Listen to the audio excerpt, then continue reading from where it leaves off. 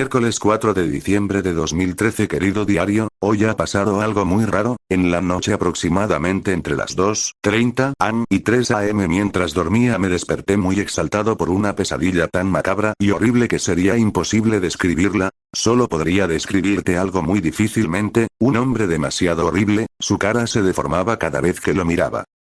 Él me susurraba cosas horribles, indescriptibles.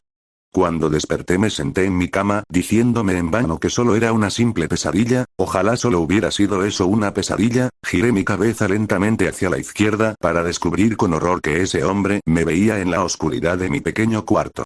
Yo estaba paralizado, no sabía qué hacer. Él se fue directamente hacia mi puerta. Me miró con sus ojos profundos y desapareció.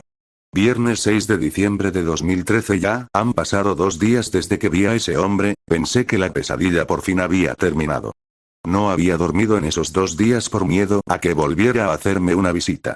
Ayer, de camino al trabajo, pensé que me había ocurrido un suceso paranormal como a la mayoría del mundo le ha pasado alguna vez. Cuando subí al elevador, me encontré con algo espeluznante, sentí que alguien me observaba, incluso una fuerte respiración en mi cuello. Giré mi cabeza solo para descubrir que aquel hombre me observaba detenidamente. ¿Tienes algún nombre? ¿Puedo ayudarte en alguna cosa para que descanses en paz? ¿Qué buscas de mí? Tu alma. En ese momento su voz resonó por todo el elevador. Me aterré tanto que solo alcancé a preguntar con mi voz impregnada de miedo. ¿Qué eres tú? El miedo mismo que habita en los sueños, en ese preciso momento desapareció. Sábado 7 de diciembre de 2013. No he podido dormir y ni parpadear por mucho tiempo. Si duermo, él me susurra. Si parpadeo, él me acosa, ya no sé qué hacer, creo que solamente esperaré a que venga por mí y termine con mi vida. Si de algo estoy seguro es que esto es real. Créeme o no, es tu decisión. Él llegará un día en el que lo encuentres observándote en medio de la noche. Ese día lo sabrás.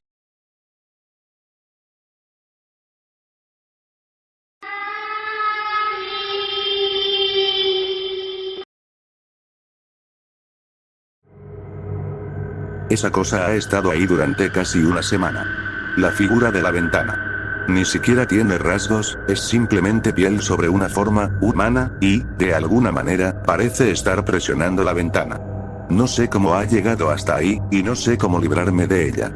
Al principio, pensé que podría ser una broma, un muñeco o un maniquí que algunos idiotas hubieran colgado ahí para asustarme. Pero me di cuenta de que, cuando salía de la casa para quitarlo de ahí, simplemente, no estaba.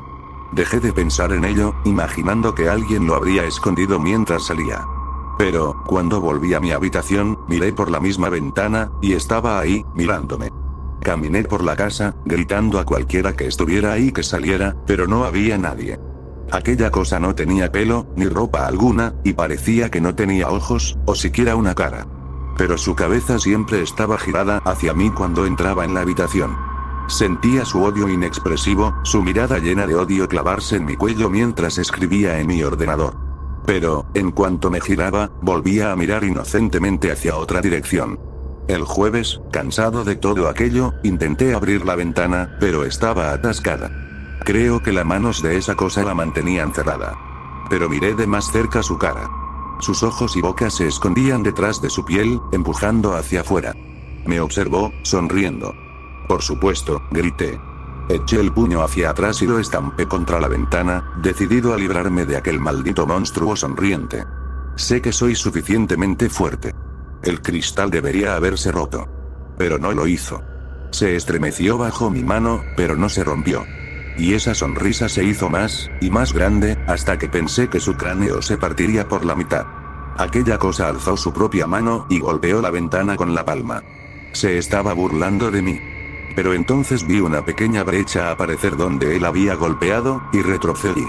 No dejaría que aquella cosa se metiera en la misma habitación que yo.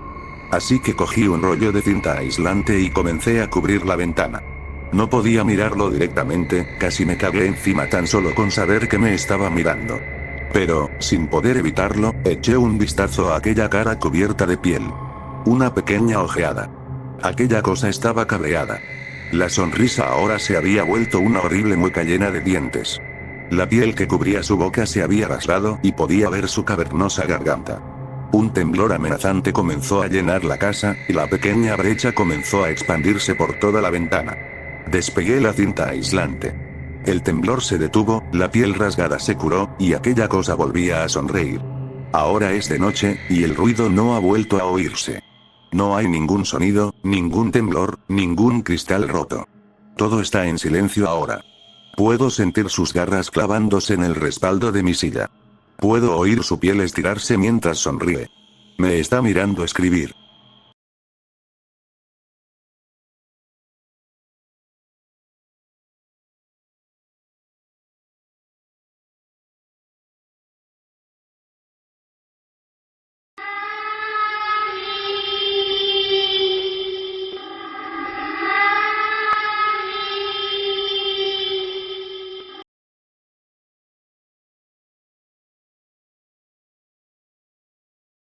No apagues la luz. No, no tengo miedo a la oscuridad, pero sí a lo que pueda ver cuando luego la encienda. ¿Desde cuándo? Desde que tenía 5 años, hace mucho tiempo ya.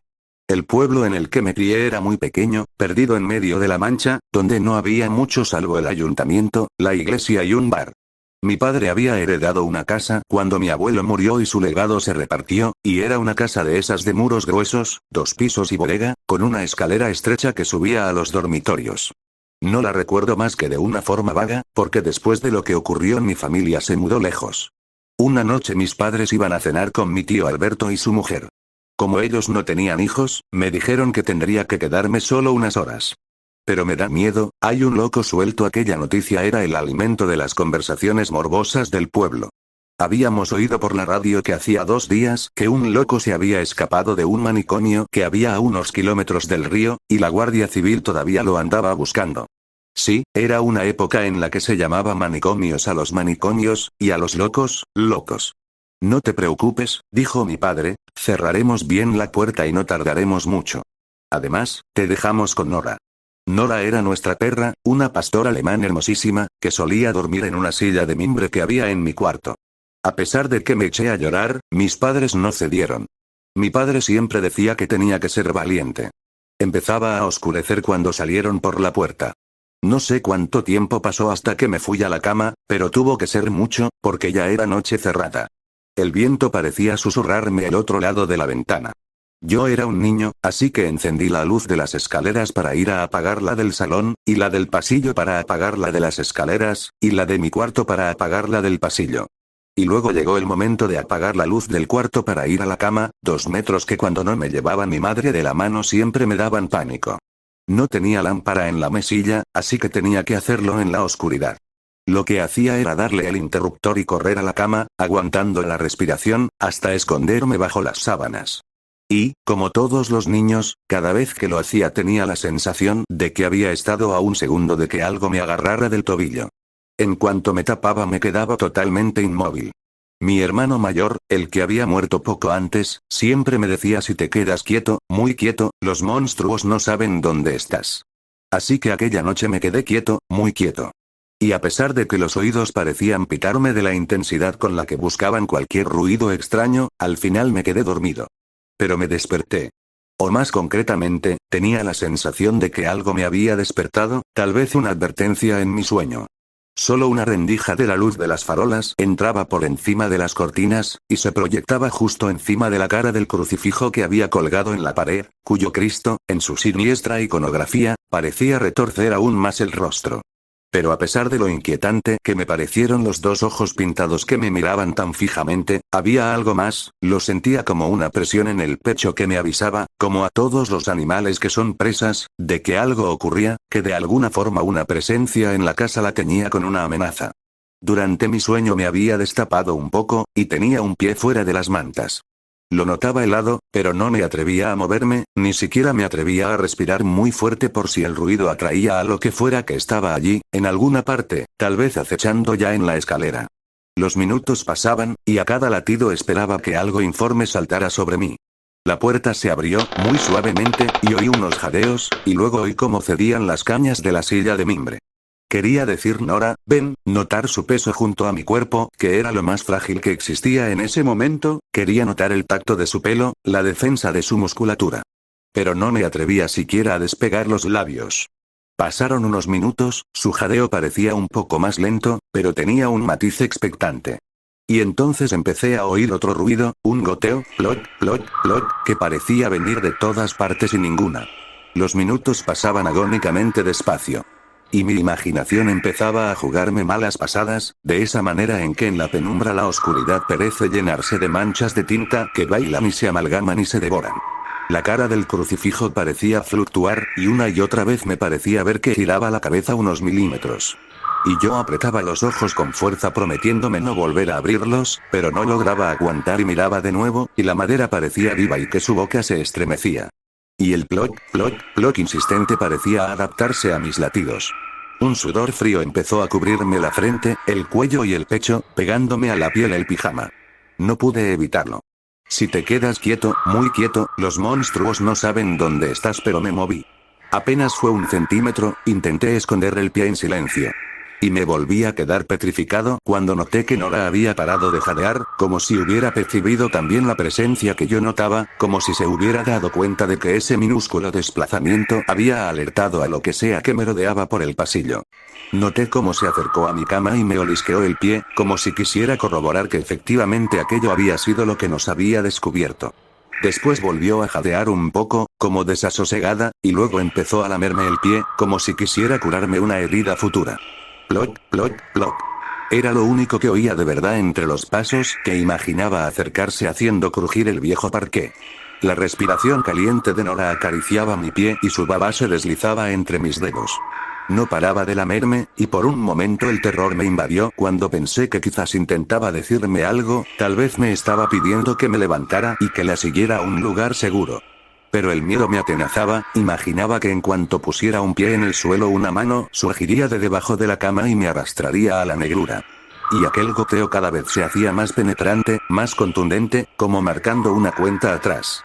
Como el tiempo es informe, pasaron minutos u horas, una duración indeterminada remachada por la gota, la lengua de Nora, la cara del crucifijo. El intervalo más largo de mi vida. Y quería incorporarme y abrazar a la perra y correr a la calle, y mi cuerpo me había abandonado, aún más aterrado que yo mismo. Empecé a llorar sin hacer ruido. Fue en ese instante cuando todo se precipitó. Oí la puerta de la calle que se abría. Mamá, querría haber gritado, lo grité en mi mente una y otra vez, pero ni siquiera me salió un murmullo. Plot, plot, plot. El sonido de las llaves que mi padre dejaba siempre colgadas de la escarpia junto a la puerta de la casa. Los ojos de madera que seguían mirándome. Mamá, susurré para las sábanas. Los lamidos de Nora que se hicieron un poco más rápidos, como suplicantes, tras un segundo de pausa. Las lágrimas que seguían escurriéndose por mi cara. Plot, plot, plot. El roce de los abrigos de mis padres, el tintineo del perchero. La cara labrada que parecía agonizar un poco más. Mamá, volví a susurrar con la garganta seca. Nora seguía rozándome con su lengua. 2 pequeños charcos marcaban mi almohada. Plot, plot, plot. Un sonido como de vasos en la cocina. Un brazo de madera que por un momento pareció oscilar. Mamá, muy tenue, como tras un velo de terciopelo. Nora se detuvo a escuchar mi voz. Mi respiración entrecortada, mis ojos inflamados sin ver nada. Plot, plot, plot. El silencio en la planta de abajo porque tal vez me habían oído. La boca de madera parecía querer decirme algo. Mamá, y esta vez pude oírme. Nora que volvía a lamerme, con más urgencia. Mi corazón que saltaba. Plot, plot, plot. La luz de la escalera, las pisadas en los escalones. El pecho tensado por la crucifixión respiraba. Mamá. Grité por fin, con la potencia de la desesperación. Los lamidos de Nora que se volvieron frenéticos. El olor de mi propio sudor. Plot, plot, plot. Las zancadas precipitadas de mis padres. Las gotas rojas bajo la corona de espinos se deslizaban. Mamá. Mamá. La lengua de Nora. Mis ojos que intentaban aferrarse a la rendija de luz del pasillo que ya entraba por la puerta. Mis padres que entraban en la habitación. Entonces mi madre encendió la luz, grabándome 2 imágenes para el resto de mi vida. Una fue la de Nora en la silla de mimbre, con una herida en el cuello de la que la sangre goteaba haciendo plop, plop, plop. Y la otra, la cara del loco que me lamía el pie.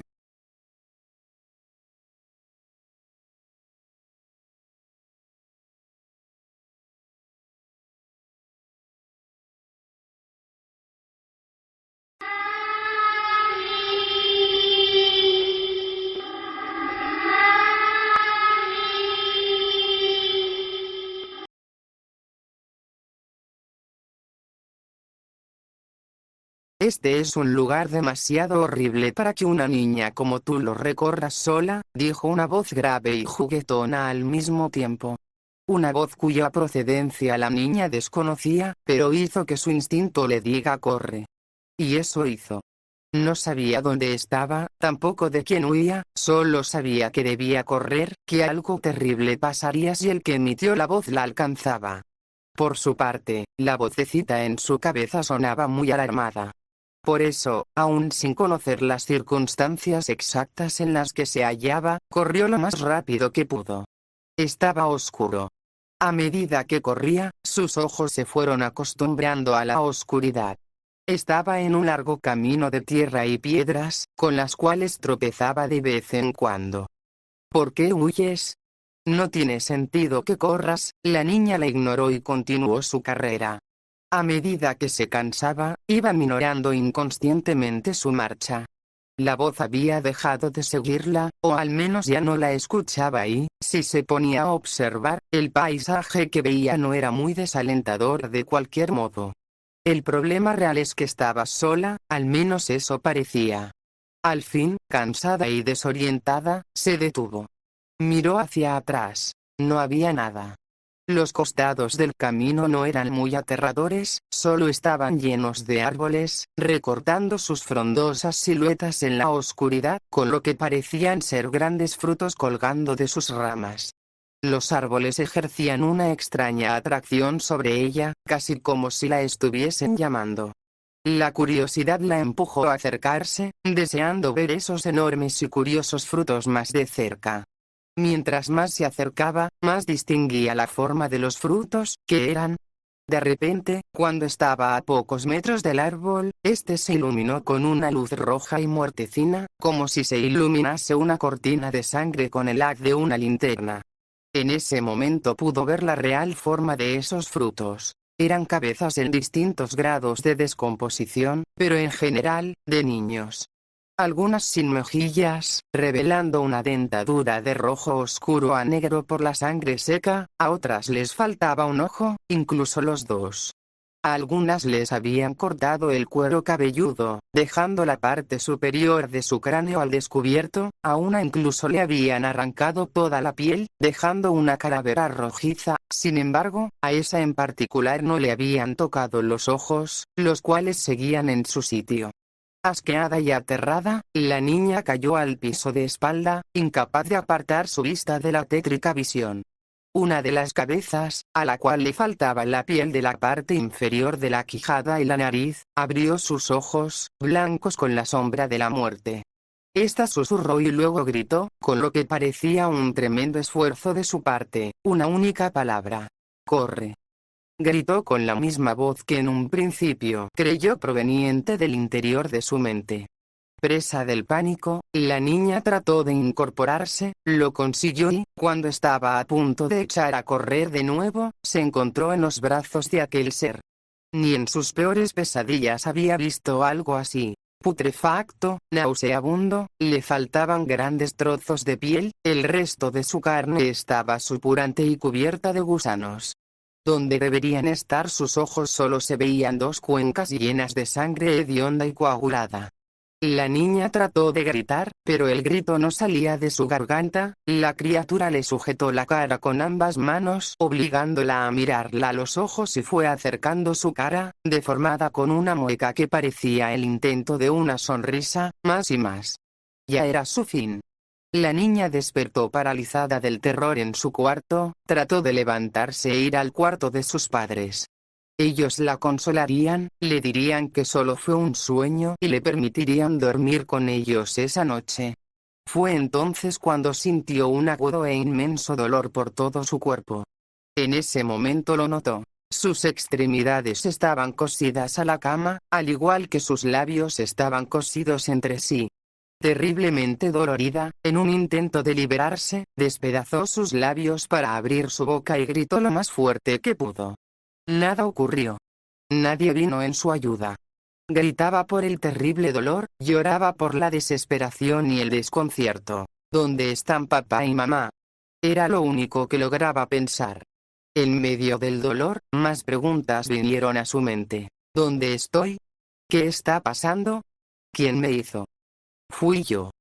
Esa voz hizo que todo el dolor y la confusión quedaran en segundo plano, reemplazado por un horror tan inmenso que nunca imaginó que nadie pudiese sentir. Movió su cabeza, solo para descubrir al mismo ser de su pesadilla sentado a un lado de su cama. Hola.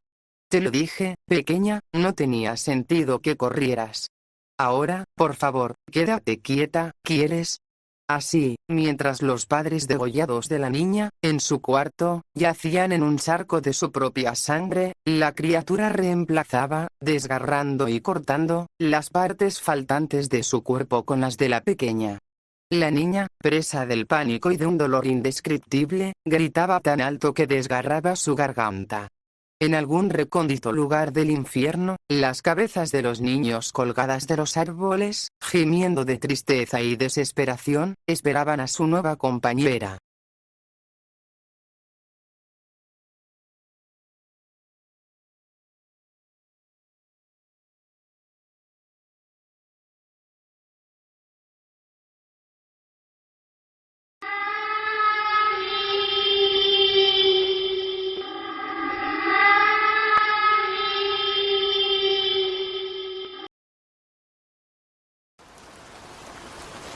Una triste y gris mañana de otoño, Ana y Manuel, un joven matrimonio, se dirigieron a un chalet que estaba a la venta en las afueras de la ciudad.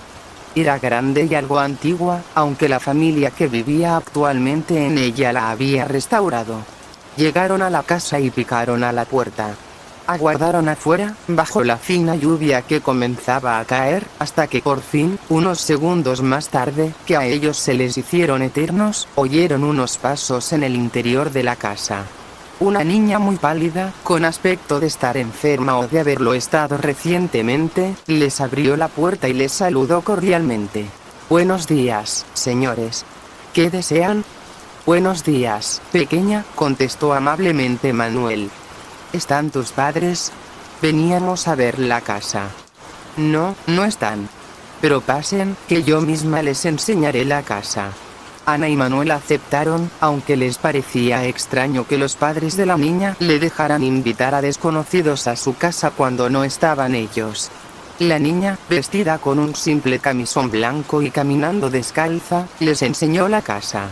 A ellos les pareció muy bonita, y decidieron preguntar el precio. ¿Tardarán mucho tus padres, pequeña?, preguntó Ana. La niña se encogió de hombros y contestó. No lo sé. Pueden esperar aquí un rato hasta que vuelvan, si quieren. Aceptaron, y la niña les invitó a que se acomodaran en el salón mientras ella les preparaba algo para beber. Les preparó un té, y ellos, después de beberlo, esperaron aún un ratito más. Como los padres de la niña no volvían, decidieron marchar y volver en otra ocasión. Así que se despidieron de la niña y le agradecieron su amabilidad. Toma, dijo Manuel, tendiéndole un trozo de papel. Es nuestro número de teléfono. Cuando vuelvan tus padres, dáselo y diles que estuvimos aquí viendo la casa. Salieron, y la puerta se cerró suavemente tras ellos. Ahora llovía mucho más, y encima se había levantado la niebla, de modo que no vieron a los padres de la niña hasta que casi se chocaron con ellos, al lado de la puerta del jardín. Parecían muy tristes, y vestían enteramente de negro. Buenos días, señores, saludaron. ¿Venían a ver la casa?, preguntó el padre. Lo sentimos mucho, teníamos asuntos pendientes que no podíamos dejar de lado, pero pasen, pasen, que les enseñaremos la casa. La culpa es nuestra por no haber llamado antes para avisar, pero no pasa nada, ya hemos visto la casa, y tenemos que decir que nos ha gustado mucho, es preciosa, queríamos igualmente preguntarles por el precio. Contestó Manuel al escuchar estas palabras, los padres de la niña se asombraron y la madre exclamó. ¿Pero cómo han entrado? Nos abrió su hija, y ella misma nos enseñó la casa, fue muy amable. Eso es imposible, contestó asustado el padre. Acabamos de regresar del entierro de nuestra única hija, que falleció anoche por un terrible catarro, por culpa de dejar la ventana de su cuarto abierta mientras dormía.